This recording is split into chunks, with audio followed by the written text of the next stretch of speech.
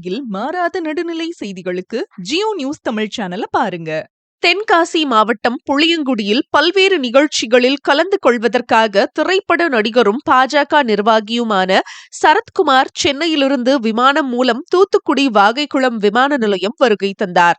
தூத்துக்குடி விமான நிலையத்தில் அவர் செய்தியாளர்களை சந்தித்து கூறும்போது, தென்காசி தொகுதியில் போட்டியிடுவீர்களா என்ற செய்தியாளர்கள் கேள்விகளுக்கு தேர்தல் அறிவிக்கப்பட்டு மாநில நிர்வாகிகள் கலந்து ஆலோசித்து எத்தனை இடத்தில் பாஜக வேட்பாளர்களை நிறுத்தப் போகிறோம் என்று தெரிந்த பின்பு முடிவெடுக்கப்படும் என்றும், மேலும் நான் நிற்பதை விட என்னுடன் பயணித்தவர்கள் நின்றால் சிறப்பாக இருக்கும் என்று நினைக்கிறேன் என்றும் கூறியுள்ளார்.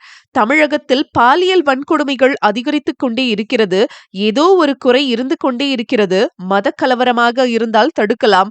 போட்டி பொறாமை போன்ற கொலை வழக்குகள் காவல்துறைக்கு தெரியாமல் இருக்க வாய்ப்பில்லை. ஆனால் போதையினால் பாலியல் வன்கொடுமை நடைபெறுகிறது. போதை கலாச்சாரம் அதிகமாயிற்று என்று நினைக்கிறேன். 100 நாள் வேலைவாய்ப்பு திட்டம் தற்போது 125 நாட்களாக மாற்றம் செய்யப்பட்டுள்ளது. திமுக மத்திய அரசின் எந்த நல்ல திட்டத்தையும் வரவேற்பதில்லை. நல்ல திட்டமாக இருந்தால் அவர்களுடைய பெயரை போட்டுக் கொள்கிறார்கள்.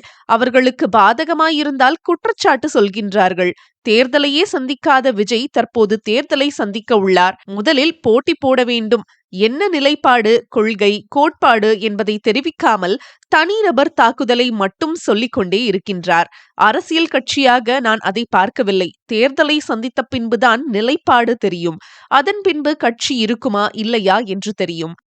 நல்ல ஒரு உச்சத்தில் இருக்கும்போது அவர் அரசியல் வந்திருக்காரு. அதனால் இந்த படம் இதுக்கப்புறம் நடிக்க மாட்டேன்னு சொல்லியிருக்காரு. அது அவருடைய ஆடியன்ஸுக்கு வருத்தமாக தான் இருக்கும்.